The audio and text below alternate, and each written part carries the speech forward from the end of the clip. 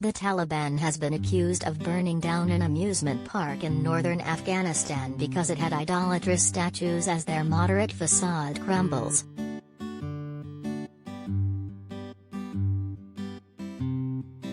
The jihadists torched the recreation grounds last night in the northern city of Sheberghan, which are also used for holding sports and cultural events for children.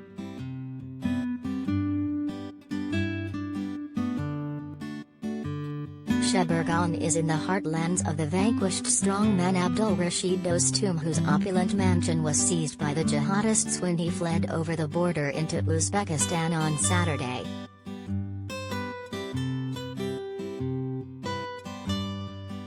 The Taliban had objected to statues within the grounds of the amusement park, which they claimed were idolatrous under their extreme interpretation of Islam, according to local reports.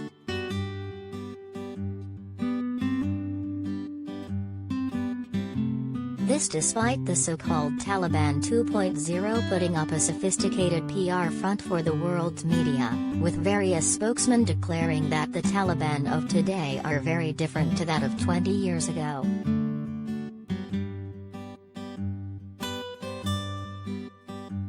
But the terror which they strike into the hearts of the populace, some of them willing to risk their lives by clambering onto moving planes, belies their claims.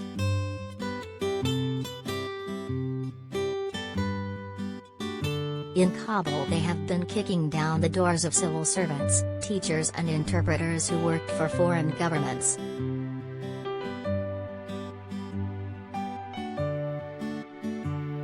One man said his neighbor in Kabul had been seized and the fighters said they were going to hang him.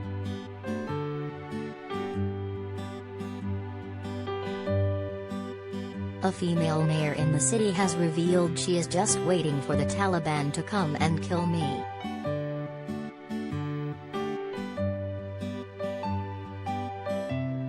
Across the country there are chilling reports of Taliban fighters marauding the streets hunting girls as young as 12 that they can make their sex slaves.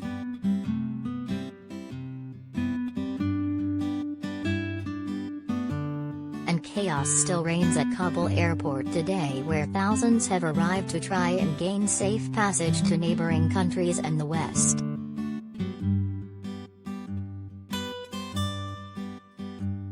Expats and visa holders are unable to get anywhere near the airport because huge crowds of terrified locals are blocking the way, Mail Online has been told.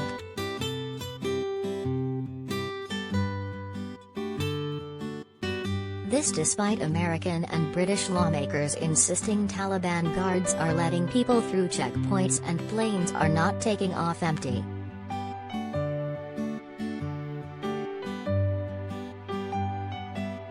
Videos captured snapshots of the chaos as gunmen fired shots over the heads of panicked crowds while hitting people with rifles, as those on the ground said Taliban fighters were dishing out beatings and lashings seemingly at random, with people being trampled and crushed in the throng.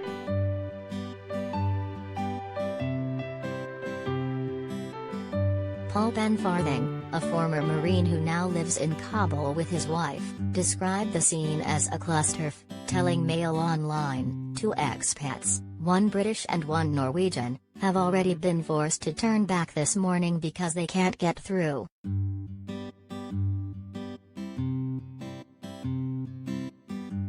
And last night a UN convoy carrying various foreign nationals, who had been working in Afghanistan for NGOs, had to turn round because of the sheer volume of people on the street.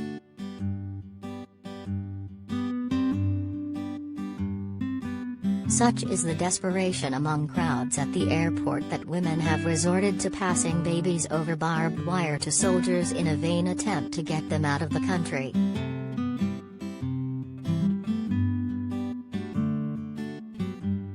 An Afghan Australian trying to leave the country also told ABC it is not possible to get to the airport because there is lots of firing and too many people, while Max Sanguine, a Canadian interpreter, said his wife and children, including a 20-day-old baby, are trapped in Kabul despite having the correct documents.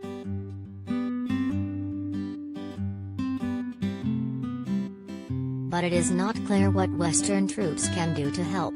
There are around 6,000 American and 900 British soldiers at the airport, alongside smaller numbers of Turks and Australians, but their jurisdiction only extends up to the perimeter wall. Beyond that, the Taliban is in charge.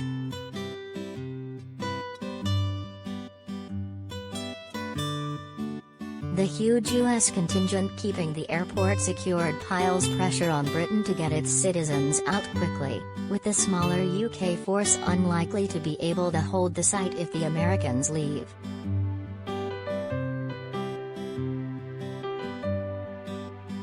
Those on the ground say the Islamists have little or no idea what they are doing or who to let through, as the UN warned fighters are hunting through the crowd for those who collaborated with British or American forces so they can be punished, despite public reassurances that there will be no reprisal attacks.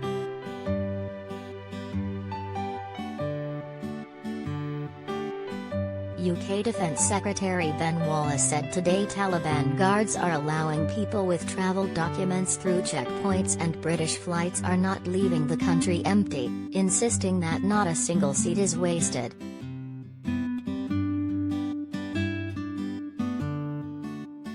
He revealed 120 people were evacuated this morning, with 138 due to follow later.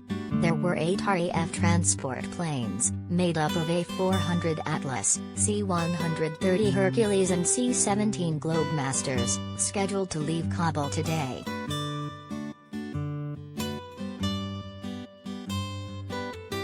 But with military transports able to carry up to 150, it means there will have been empty seats on the flights despite Mr. Wallace's claims.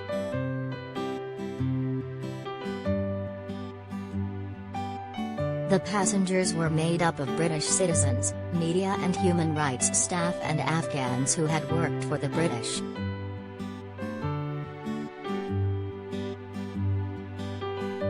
The Ministry of Defence confirmed there were 6 British flights out of Kabul yesterday, despite Mr. Wallace saying there were 7 to 10 daily, meaning a maximum of 900 passengers were on board and free from the Taliban.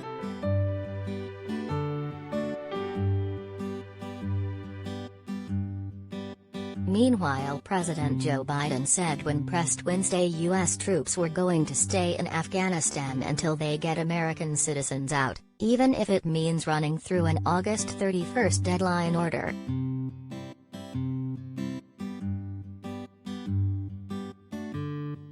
He made the statement despite his own order soldiers will leave by the date, acknowledging the effort could run over if its citizens are still stuck in Afghanistan amidst security and bureaucratic hurdles.